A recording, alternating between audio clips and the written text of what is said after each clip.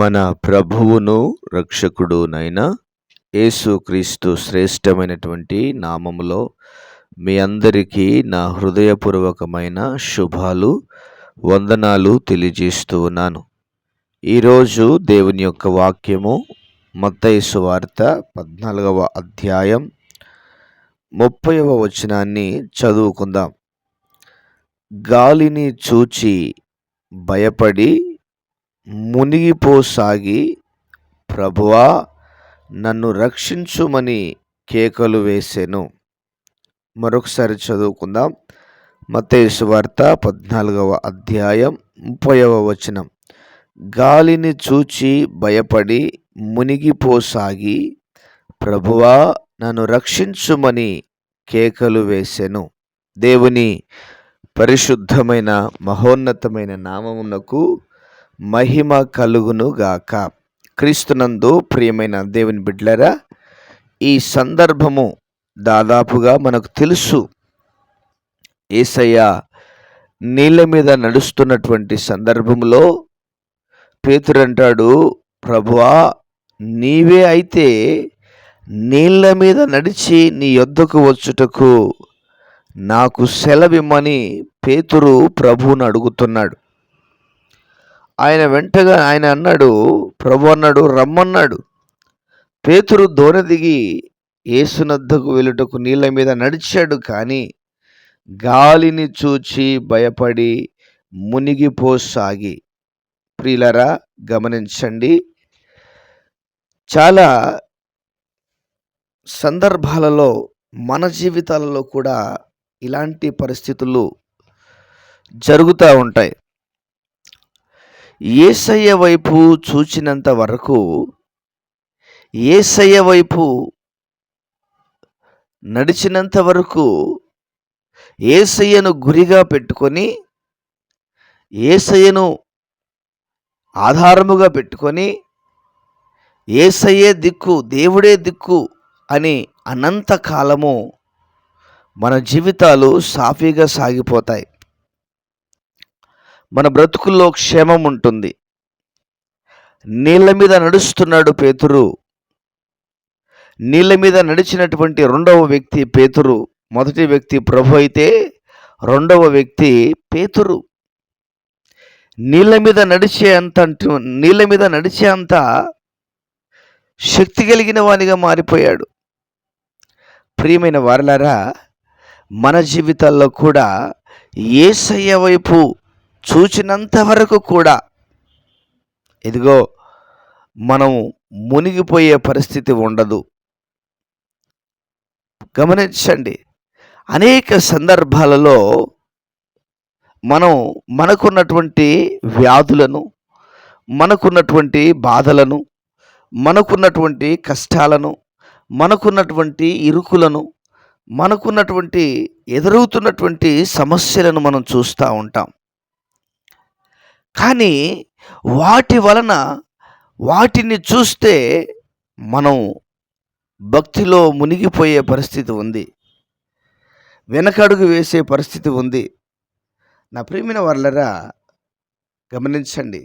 అందుకనే ఎబ్రీయులకు రాసిన పత్రిక 12లో అంటాడు, విశ్వాసమునకు కర్తయు దానిని కొనసాగించువాడైన యేసు వైపు చూచుచూ అంటున్నాడు. ఆయన వైపు చూసి మనం సాగాలి. ఎందుకంటే ఆయన అపజయం ఎరగనటువంటి వాడు. ఆయనలో పాపము లేదు, ఆయనలో శాపము లేదు, ఆయనలో రోగము లేదు, ఆయనలో, నా ప్రియమైన దేవుని బిడ్డలారా, అన్నీ కూడా మనకు కావలసినటువంటి సుగుణాలు ఆయనలో ఉన్నాయి. అన్నీ కూడా మనకు కావలసిన ఆశీర్వాదాలన్నీ కూడా ఆయనలో ఉన్నాయి. కనుక ఆయన వైపు మనం చూడాలి. ఆయన ఉంటే, ఆయన వైపు మనం చూసి నడిస్తే మన జీవితాలలో ఘనమైన కార్యాలను చూడగలుగుతాము, అద్భుతమైన కార్యాలను చూడగలుగుతాము. నా ప్రియమైన వారలారా, ఒకానొక సందర్భంలో ఇశ్రాయేలీయుల మధ్యలోనికి ఒక తాపకరమైనటువంటి సర్పం వచ్చి అనేకులను చంపింది. అప్పుడు ప్రభు అన్నాడు, అదే రీతిలో అదే విధంగా ఆ సర్పము ఎలా ఉందో అదే సర్పం పోలికలో ఇత్తడి సర్పాన్ని చేసి ఒక స్తంభానికి కట్టు. ఆ ఆ యొక్క సర్పపు కాటు తిని చావు బ్రతుకుల మధ్యలో కొట్టుమిట్టాడుతున్నటువంటి వ్యక్తులు ఎవరైతే ఉన్నారో ఆ ఇత్తడి సర్పం వైపు చూస్తే వారు బాగుపడతారు, వారు స్వస్థత నొందుతారు, వారు విడుదల నొందుతారని ప్రభు సెలవిచ్చిన వెంటనే మోషే ఆ ఇత్తడి సర్పాన్ని స్తంభం మీద పెట్టినప్పుడు ఆ తాపకరమైనటువంటి సర్పము కాటు తిన్నటువంటి జబ్బుపడినటువంటి వారందరూ కూడా ఇదిగో ఆ ఇత్తడి సర్పం వైపు చూచి బ్రతికిపోయారు. ప్రియమైన దేవుని బిడ్డలారా, మన బ్రతుకు అంతా కూడా, మన జీవితం అంతా కూడా మన ప్రభు అయిన యేసయ్యలో ఉన్నది. ఆయన వైపు చూస్తే మనం బ్రతుకుతాము. ఆయన వైపు చూస్తే మనం ఉజ్జీవింపబడతాము. ఆయన వైపు చూస్తే మన జీవితాల్లో గొప్ప మార్పులు కనపడతాయి. దైవజనుడు పౌలు యేసయ్య దర్శనాన్ని పొందుకున్నాడు.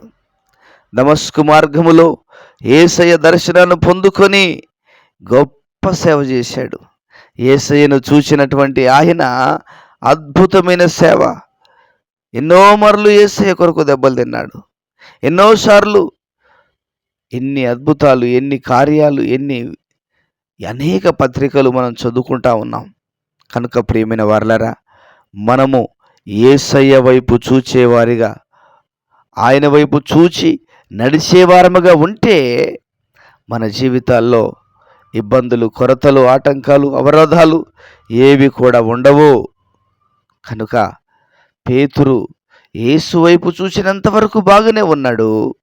ఎప్పుడైతే గాలిని చూశాడో మునిగిపోవడం ప్రారంభించాడు. మరలా యేసయ్య ఆ వ్యక్తిని పైకి లేవనెత్తాడు. కనుక ప్రియమైన వారలారా, మనం యేసయ్య వైపు చూస్తూ ముందుకు కొనసాగుదాముగాక. దేవుడి మాటలు మన వినికిడిలో దీవించునుగాక. ప్రార్థన. ప్రియుడవైన తండ్రి, విన్న మాటలను దీవించు, ఆశీర్వదించు, మా వినికిడిలో దీవెనకరముగా మార్చండి. ప్రభువా, మేము మీ వైపు చూచి సాగేవారముగా ఉండటకు సహాయము దయచేయండి. మీ వైపు నడిచేవారముగా ఉండటకు సహాయము దయచేయండి. ప్రతి బంధకాలు, ప్రతి అవరోధాలు, ప్రతి అడ్డంకులన్నీ కూడా నజరేయుడైన యేసు నామములో తొలగించి మీ ఘనమైన కార్యాలు మా ఎడల, మా పట్ల మీరు జరిగించమని కృతజ్ఞతాస్తుతులు, స్తోత్రాలు, వందనాలు చెల్లిస్తూ యేసయ్య ఉన్నతమైనటువంటి ఘనమైనటువంటి నామములో ప్రార్థన చేసి వేడుచున్నాము, ప్రియమైన పరలోకపు తండ్రి. Amen, amen. దేవుడు మనలందరినీ దీవించి ఆశీర్వదించునుగాక. Amen, amen.